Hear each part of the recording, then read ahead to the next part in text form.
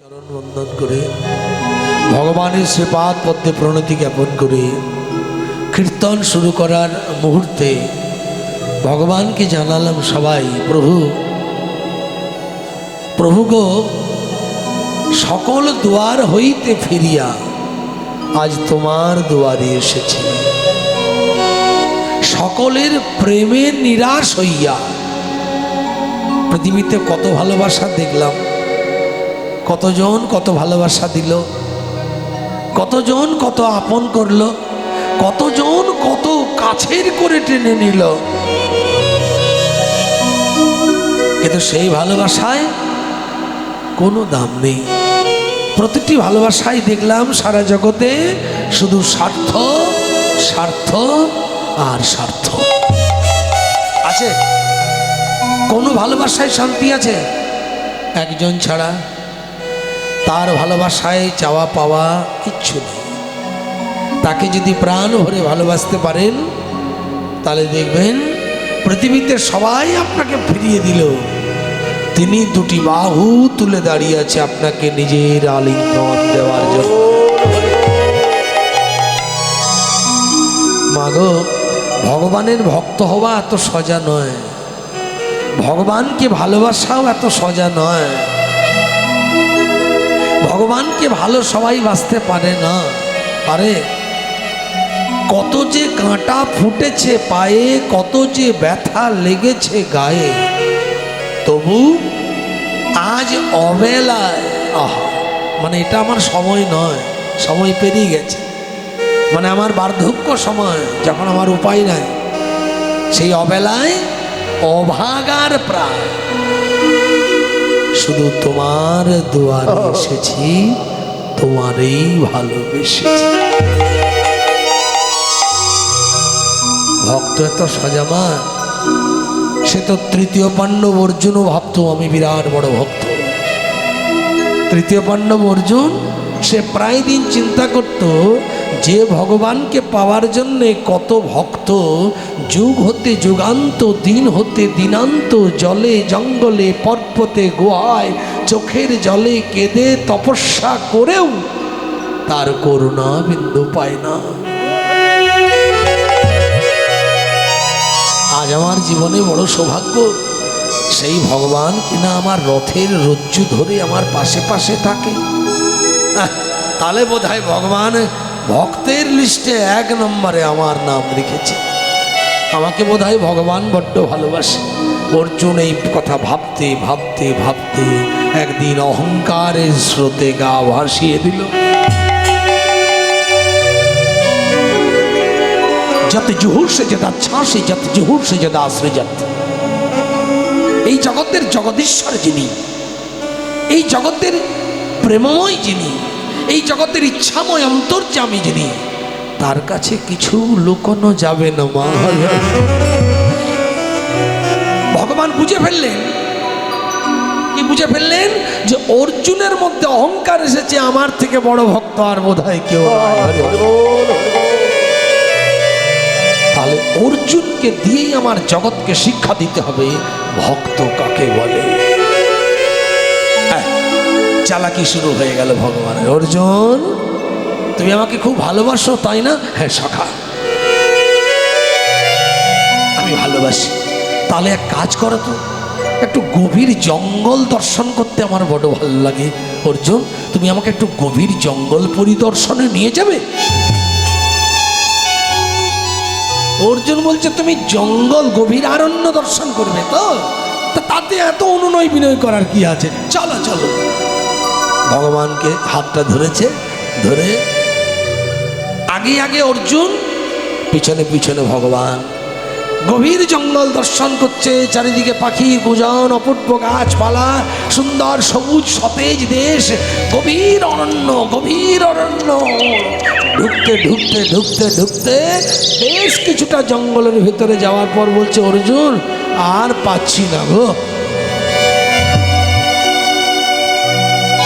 বড্ড পায়ে ব্যথা। অর্জুন, ওই গাছটার তলায় খানিক বসবো? হ্যাঁ অর্জুন, তুমি যাও, তুমি গভীর জঙ্গল দর্শন করে ফিরে এসো, তারপর নয় আমাকে সাথে নিয়ে গন্তব্যে ফিরে যাবে। ও সখা, তুমি এখানে বসবে? ঠিক আছে, বসে। কৃষ্ণ চুপ করে বসে পড়লেন। অর্জুন গভীর জঙ্গল দর্শন করতে করতে বেশ কিছুটা গভীরে যাওয়ার পরে দেখছে একটা ফাঁকা মাঠ, যেখানে কপালে হরি মন্দির দিল, গায়ে হরিনামের নামাবলী, বদনে কৃষ্ণ নাম গাইতে গাইতে একজন বৈষ্ণব একটা মাঠে একাকী বসে আছে। অজর নয়নে শুধু কাঁদছে আর ক্ষুধার জ্বালাতে ভালো মন্দ খাবার কিছু পায়নি। কতগুলো শুকনো ঘাস চিবোচ্ছে। নিতাই গৌর হরি হরি।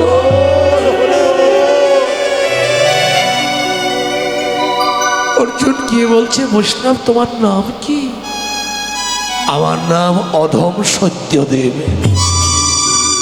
সত্যদেব, তুমি হঠাৎ শুকনো ঘাস কেন খাচ্ছ বাবা?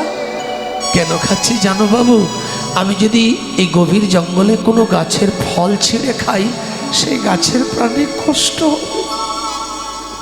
অর্জুন অহংকার করছিল, বড় ভক্ত। দেখো ভক্ত কাকে বলে। অর্জুন টান হয়ে গেছে কথা শুনে। আমি যদি পুষ্করণী থেকে জল আহরণ করে খাই, পুকুরের যে মাছগুলো আছে তাদের কষ্ট হবে। আমি যদি কিছু খাবার গ্রহণ করি, সেটা আমি গ্রহণ করলে আমার উদর পূর্তি হবে, কিন্তু অন্যের কষ্ট হবে। তার থেকে জ্ঞান তো এমন কষ্ট না করাই ভালো। তার জন্যে যে ঘাসটা শুকিয়ে গেছে, যার প্রাণ নেই, সেই নিষ্প্রাণ ঘাস আমি সেবন করছি, আমার ক্ষুধাও নিবৃত্তি হবে। আর জ্ঞান তো জীবের প্রতি হিংসা করা হবে না। নিতাই গৌর হরি হরি হরি।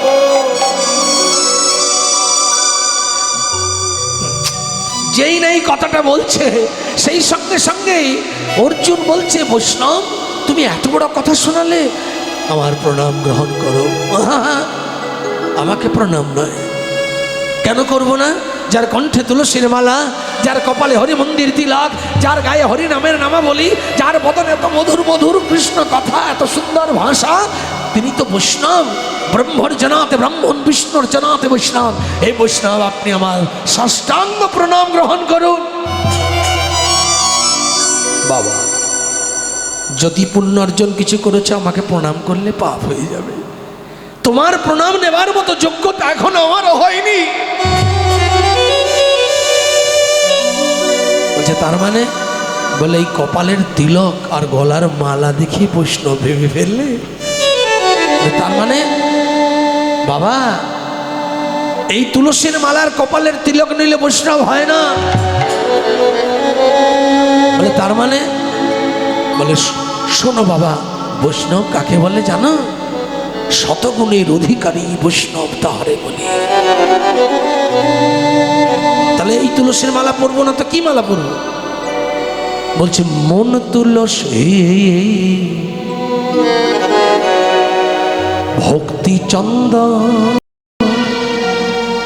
ওগো যে জন তারে দিতে পারে।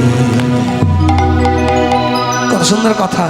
মন তুলসী ভক্তি চন্দন, যে জন তারে দিতে পারে। কেন? শিলা পরে, শিলা মানে পাথর, কাষ্ঠ চন্দন ওগো ঘষতে হয় না বারে বারে। মন তুলসী ভক্তি চন্দন। মায়ের একটা উলুক ধরে সবাই হরে হরে। মন তুলসী ভক্তি চন্দন, যে জন তারে দিতে পারে। শিলা পরে কাষ্ঠ চন্দন ঘষতে হয় না বারে বারে। ঘষতে হয় না বারে বারে। শিলা পরে কাষ্ঠের চন্দন, ঘষতে হয় না বারে বারে। মন তুলসী ভক্তি চন্দন, যে জন তারে দিতে পারে। মন তুলসী ভক্তি চন্দন যেজন তারে দিতে। তার মানে এই যে এত ফুল দিয়ে পুজো করছেন, এত সুন্দর সুন্দর ফুল গোবিন্দকে দিচ্ছেন না, বলছে এই ফুলে কখনো গোবিন্দ পূজা হয় না। সাজি ভরা বন ফুলে হয়নি পুজো তার কোনো কালে। সারি ভরা বন ফুলে হয়নি পুজো তার কোনো কালে। ওগো ফুলের পূজা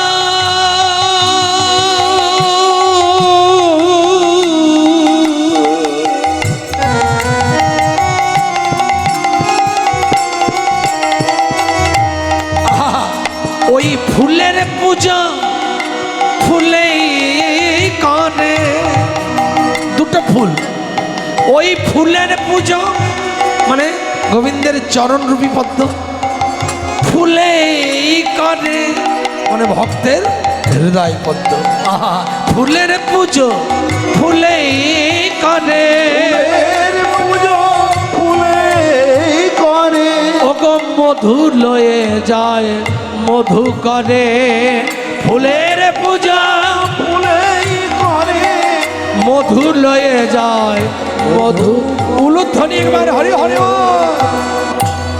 মন তুলসী ভক্তি চন্দন যেজন তারে দিতে পারে।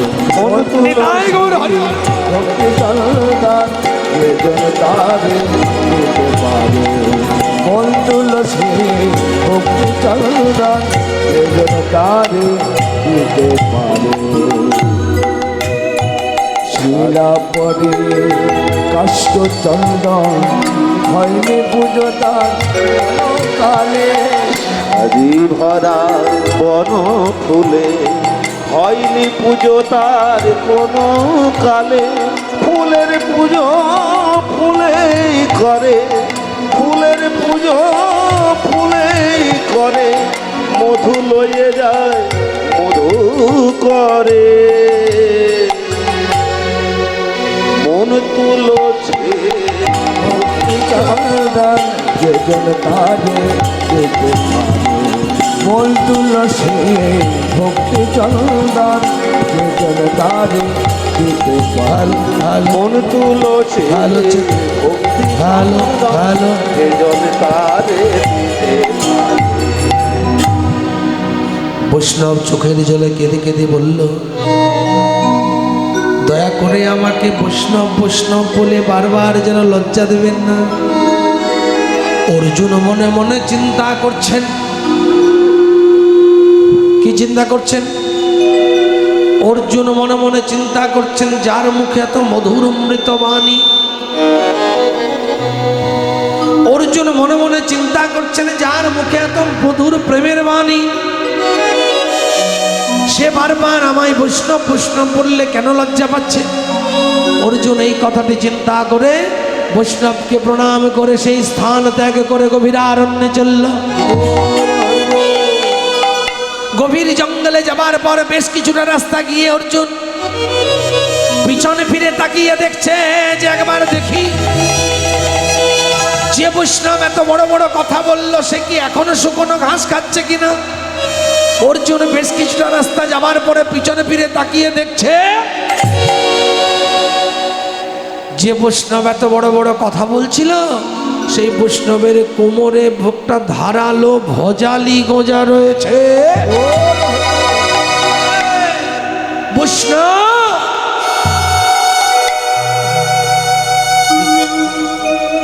বৈষ্ণব তোমার কোমরে ধারালো ভজালি কোথা থেকে এলো?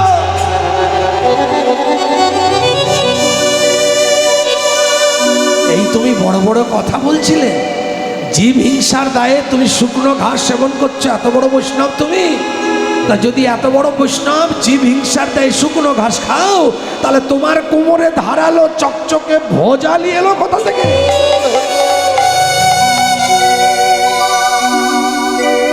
ছুটে গিয়ে অর্জুন ভগবানের চরণায় শরণাপন্ন হলেন। প্রভু আমি যা দেখলাম দেখে হতবাক হয়ে গেলাম। একজন বৈষ্ণবের মুখে এত বড় বড় অমৃতময় প্রেমের বাণী, কিন্তু সেই বৈষ্ণবের কোমরে একটা চকচকে হিংসার প্রতীক ধারালো ভোজালি গোজা রয়েছে। কেন কেন এমন দেখলাম প্রভু? বলে তুমি যেখানে দেখেছো, যার কাছে দেখেছো তাকে জিজ্ঞাসা করো, আমি জানি না। অর্জুন ছুটে গিয়ে বলছে, বৈষ্ণব এই তোমার মুখ মে রাম বগল মে ছুরি, মুখে বড় বড় কথা আর এইদিকে একটা হিংসার প্রতীক ধারালো হাতিয়ার নিয়ে ঘুরছো, কি কারণে ঘুরছো? যৎপরনাস্তি অপমান করেছো বৈষ্ণব। বৈষ্ণব এত কাঁদছেন, বলছে বাবা আমি সত্যি কথা বলবো, আমি ধারালো ভজালি নিয়ে কেন ঘুরছি? বলছে বলো কেন ঘুরছো? বলছে আমি বিশ্ব ব্রহ্মাণ্ডে আমার 4 জন শত্রুকে খুঁজে বেড়াচ্ছি।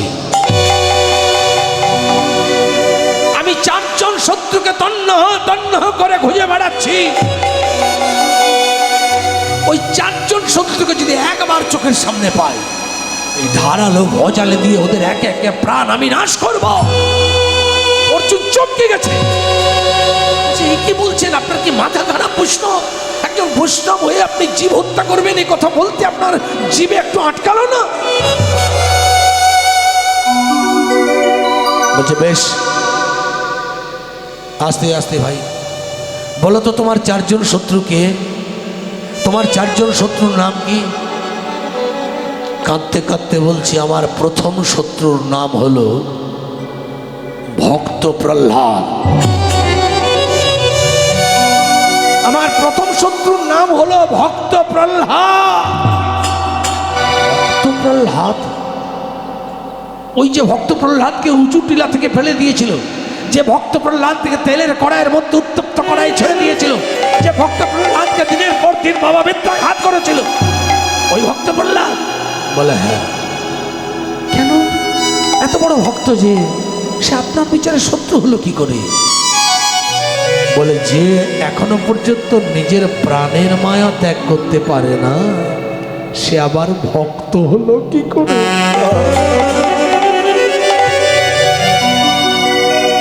কত সুন্দর কথা বলছে দেখুন। যে এখনো পর্যন্ত নিজের প্রাণের মায়াটা ত্যাগ করতে পারে না, সে ভক্ত? ভক্ত প্রহ্লাদে তোমরা ভক্ত কও? কে বলে ভক্ত? ও ভেকধারী ভক্ত। অর্জুন বলছে বেশ, তা না হয় হলো। দ্বিতীয় শত্রুকে? বলছে আমার দ্বিতীয় শত্রুর নাম হলো দ্রৌপদী। দ্রৌপদী কি কারণে, কি অপরাধ করলো? বলছে ওই দ্রৌপদীকে যখন দুঃশাসন বস্ত্র হরণ করেছিল, ওই দ্রৌপদীর যখন বস্ত্র হরণ পর্ব চলছিল, দ্রৌপদী চিৎকার করে 2 হাত তুলে কেঁদে বলেছিল, হে বিপদমান মধুসূদন, তুমি আমার বস্ত্র দান করে আমার লজ্জা নিবারণ করো। লাজ লজ্জা ভয়ে 3 থাকতে নয়, নারীদের 8 মাসের বড় পাশ হলো লজ্জা বাস। সেই লজ্জা যদি কেউ গোবিন্দ চরণে দিতে না পারে, সে কেমন ভক্ত? অর্জুনের ভেতরটা কাঁপছে, বলে এই বৈষ্ণবের বিচারে ভক্ত প্রহ্লাদ, দ্রৌপদী, এদের মতো ভক্তরা যদি অভক্ত হয়, তাহলে বৈষ্ণব কত বড় ভক্ত আজ আমায় দেখতেই হবে। বৈষ্ণব আপনার তৃতীয় শত্রু? বলে আমার তৃতীয় শত্রুর নাম হলো ওই যে বিনা যন্ত্র হাতে নিয়ে যখন তখন সময় নেই অসময় নেই, প্রভু বিশ্রাম করছে না, ঘুমোচ্ছে না, কি করছে দেখা দেখি নেই, নারায়ণ নারায়ণ। যত রাজ্যের সমস্যা নিয়ে প্রভুকে বিব্রত করা। কাকে বলছেন? দেবর্ষি নারদ। বললেন বেশ, আপনার একবারও ভাবার ইচ্ছা হয় না যে ভগবান বিশ্ব নিয়ন্তা, যে ভগবান জগতের জগৎশ্বর, যে ভগবান জগতের জগৎপতি, যে ভগবান সারা জগতের সুখ দুঃখের ভার গ্রহণ করে প্রত্যেকটা ভক্তের জন্য ভগবান প্রতি মুহূর্ত প্রতিনিয়ত প্রত্যেকটা জীবের জন্য চিন্তা করে, সেই ভগবানের ক্লান্তি আসতে পারে না? ভগবান কখন ক্লান্তিতে ঘুমিয়ে আছে দেখা দেখি নেই, হঠাৎ করে নারায়ণ নারায়ণ।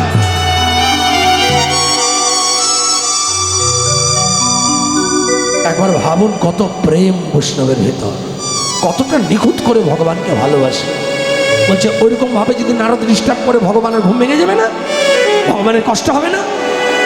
তখন বলছে বেশ, তোমার শেষ শত্রুর নামটা একবার বলবে?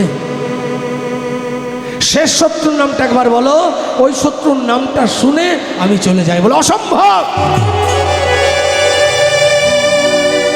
আমার শেষ শত্রু নামের কথা চিন্তা করবে না, ওই শত্রুটার নাম বললে আমার মাথা গরম হয়ে যায়। কেন? বলো ওই শত্রুকে আমি বিশ্ব ব্রহ্মাণ্ডে তন্ন তন্ন করে খুঁজে বেড়াচ্ছি। আজকে গল্প করবেন না বাবা, হরি বল। আমার গান শুনলে গল্প করলে কিচ্ছু বুঝতে পারবেন না, যা আছে সব পরে করবেন। শেষ শত্রুর নামটা দয়া করে একবার বলুন। তখন বলছে ওর নাম জানতে চাইবেন না, মাথা গরম হয়ে যাচ্ছে, ওকে পেলে আমি আগে ওর প্রাণ নাশ করব। যেই বলে দিয়েছে তখন বলছে এত রেগে যাচ্ছেন কেন, কে সেই শত্রু? এখন অর্জুন জিজ্ঞাসা করেছে বৈষ্ণবের নাম কি, নাম সত্যদেব।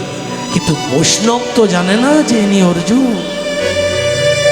বৈষ্ণব চিৎকার করে বলছে ওই শত্রুর এতটা ধৃষ্টতা যে ভগবানের ছোঁয়া তো দূরের কথা, কৃপা বিন্দু পাওয়ার জন্য কত ভক্ত প্রতীক্ষায় চাতকের মতো বসে যুগ হতে যুগান্ত চোখের জলে কাঁদে। ওই পাষণ্যটার কাণ্ড শুনবেন। আমার ভগবানের কোমল হস্ত দিয়ে ও তার রথের রজ্জু ধরিয়া রাখে, জানে। হরি হরি। অর্জুন বলছে বলুন তো আপনার সেই শত্রুটার নাম কি?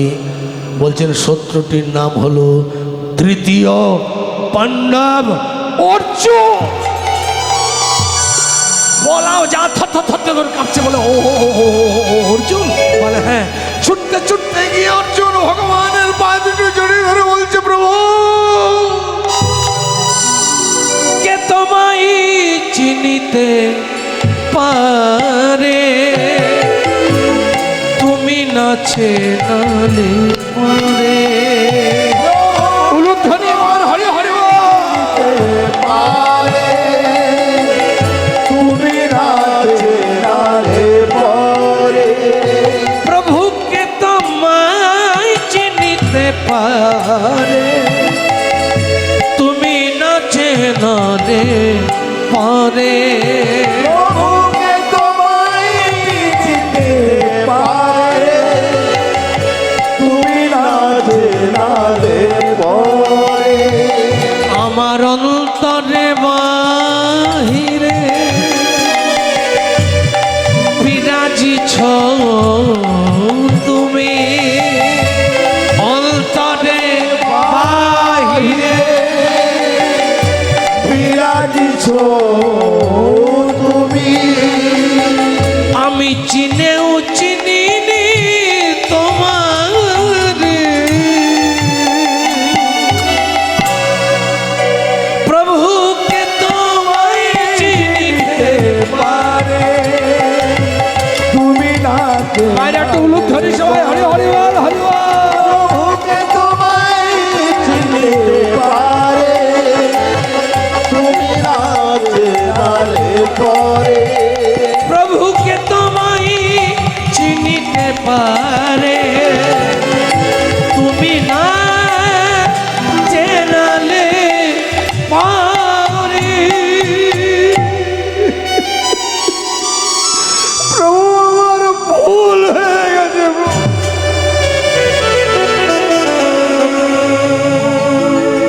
আমি বুঝতে পারিনি যে ভক্ত কাকে বলে।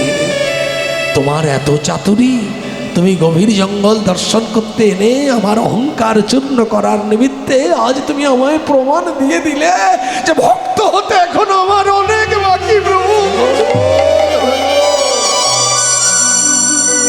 আমাকে ক্ষমা করো, পরজন্মে আমাকে ভক্ত করে দিও। আমি বড় অহংকার করেছিলাম যে আমার থেকে বড় ভক্ত বোধ হয় আর কেউ নেই। আজ তুমি আমায় শিক্ষা দিলে, সত্যদেবের মতো ভক্তকে দিয়ে চৈতন্য দিলে যে ভক্ত হওয়া কত শক্ত। পণ্ডিত কেন রয় বসে, গাছের ফল গাছেই থাকে, বৃন্ত কেন পড়ে খসে।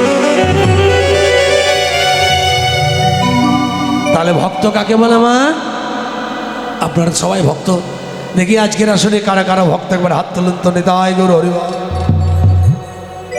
দেখেছেন কত ভেবে হাত তুলছেন। আপনারা জানেন যে ভক্ত হওয়া বড় শক্ত। হরি হরি বল। আমরা ভক্ত হতে চাই, ভক্ত হওয়ার প্রবণতা অন্তরে আমাদের, কিন্তু ভক্ত হওয়া যে বড় কঠিন মা। কেন? ভক্তের দুটো ডেজিনেশন আছে, একটা হচ্ছে মাধ্যমিক হায়ার সেকেন্ডারি সার্টিফিকেট পাওয়ার মতো, আর একটা কলেজ কোর্স পার করে এমফিল পিএইচডি ডক্টরেট করার পর যে সার্টিফিকেট পাওয়া যায়। এই দুটো সার্টিফিকেট পেলে যেমন একজন উপযুক্ত শিক্ষিত ব্যক্তি বলে পরিগণিত হয়, তেমনি ভক্তির জগতে দুটো সার্টিফিকেট আছে। ওই দুটো সার্টিফিকেট না পেলে তাকে ভক্ত বলা যাবে না। সে দুটো কি? তার আগে জানতে হবে ভক্ত কাকে বলে। ভক্ত কাকে বলে মা? ভক্তি আছে যা। বোঝা গেল? ভক্ত কাকে বলে? ভক্তি আছে যার। ভক্তি কাকে বলে? ভক্তি কথার মানে কি? ভক্তি কি কোনো মার্কেটে বাজাবে বাবা? তাহলে তো মানুষ কুইন্টাল কুইন্টাল জমা করে দিত। ভক্তিটা কি বস্তু? বাংলার এমন একটি ভাষা, পৃথিবীতে যত ভাষা আছে, একটা ভাষাকে যত ভাঙবেন, অণু থেকে অণু, অণু থেকে অণু, ক্ষুদ্রা থেকে ক্ষুদ্র, আরও ক্ষুদ্র থেকে ক্ষুদ্র ভেঙে ভেঙে টুকরো টুকরো করে দেবেন। এক একটা টুকরে অসংখ্য মানে বহন করে, এর নাম বাংলা ভাষা। ভক্তি কাকে বলে? ভজ ধাতু যুক্তি প্রত্যয় যোগে ভক্তি। এগুলো কীর্তনে দরকার, এগুলো একটু শুনতে হবে, এগুলো জানার প্রয়োজন আছে। ভক্তি কাকে বলে? না, ভজ ধাতু যুক্তি প্রত্যয়। তার মানে যে ব্যক্তির ভজ আছে। ভজ, ভজ মানে কি? আমরা সবাই বলি ভজ কথাটি, বলি না? ভজ হরে মন শ্রীনন্দের নন্দন অভয় চরণার বৃন্দরে, ভজ হরে মন। বলেন না, আবার বলে দেখুন, ভজ নিতাই গৌর রাধেশ্যাম, জপ হরে কৃষ্ণ হরে রাম। হয়ে যাবে একবার, একবার হয়ে যাক। দু হাত তুলে সবাই হরি হরি বল প্রেম সে। ভজন নিতাই গৌর রাধেশ্যাম, জপ হরে কৃষ্ণ হরে রাম। ভজন নিতাই বিরাট মানে, এই একটা লাইনের মানে সারা দিন থেকে রাত শেষ হয়ে যাবে। একটা মানে ভজন নিতাই, প্রেশার লাগছে খেলা, সব ঠিক আছে।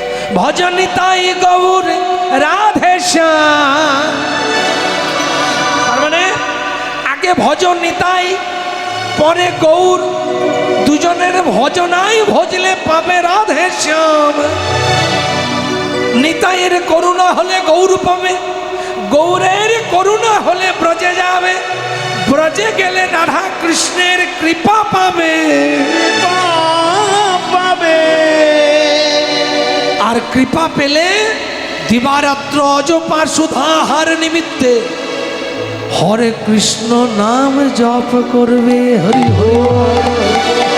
দু হাত তুলে 1 2 3 4 উলুধ্বনি।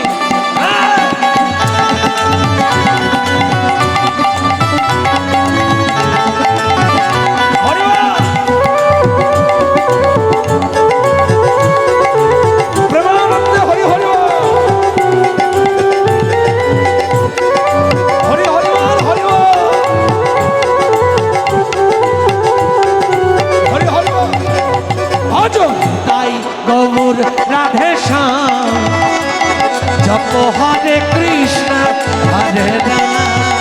হরে গৌর রাধেশ্যাম, জপ হরে কৃষ্ণ হরে রাম।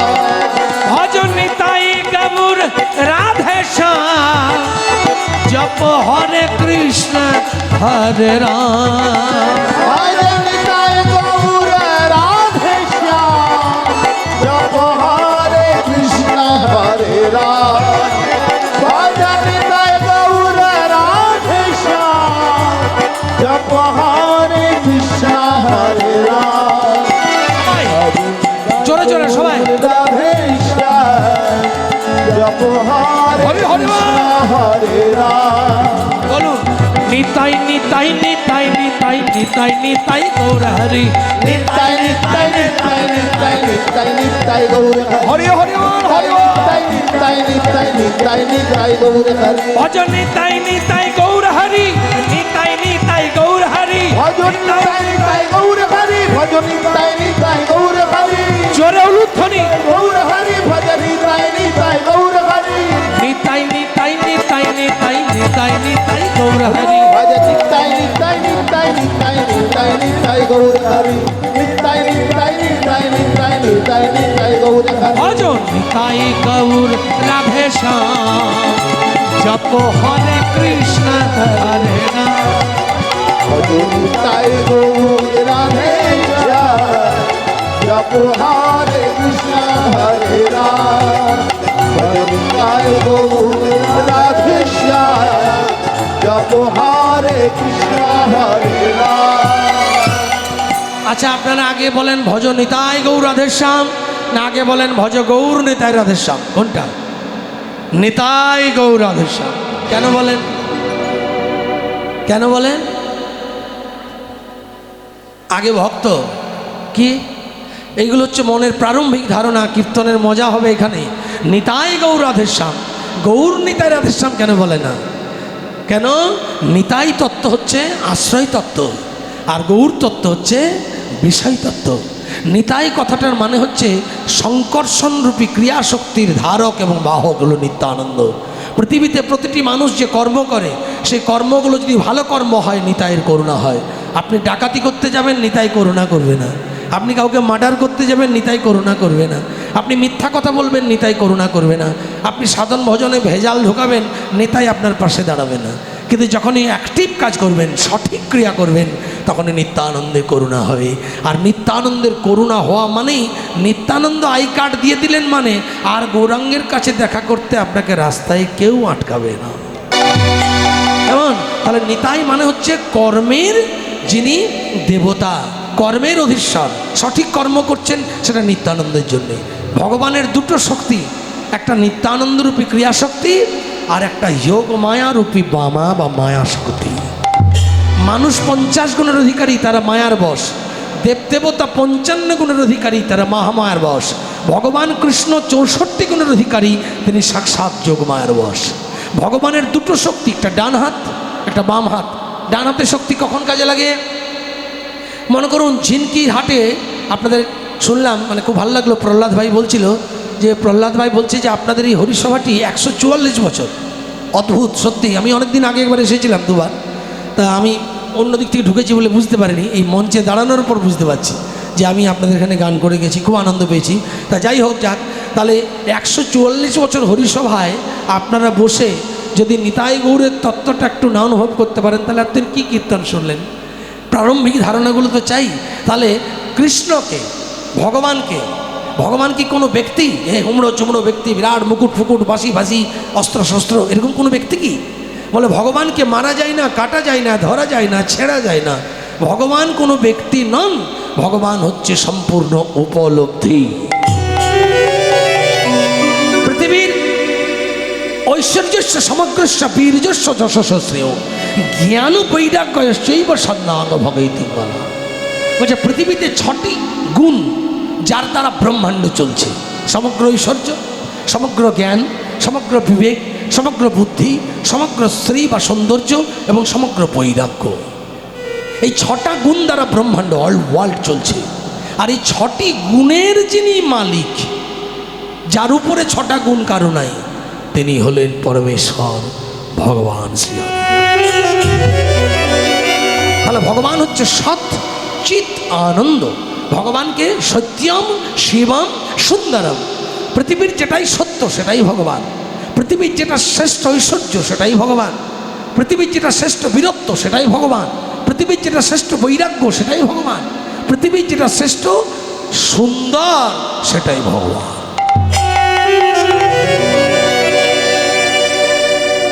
মানে বুঝতে পারছেন, পৃথিবীর সব কিছু শ্রেষ্ঠ জায়গা যেটা, তাকে বলছে ভগবান। তাহলে ভগবান কি? বলে ভগবান যশোদানন্দন কৃষ্ণ ভগবান নয়, যশোদানন্দ কৃষ্ণন একটা সাধারণ আপনার আমার কোলের ছেলের মতো। তাহলে ভগবান তিনি কখন? যখন ওই সংকর্ষণ রূপী ক্রিয়া শক্তি আর যোগমায়া রূপী মায়া শক্তি এসে প্লাস হয়ে যায়, তখন তিনি ভগবান হয়ে যান।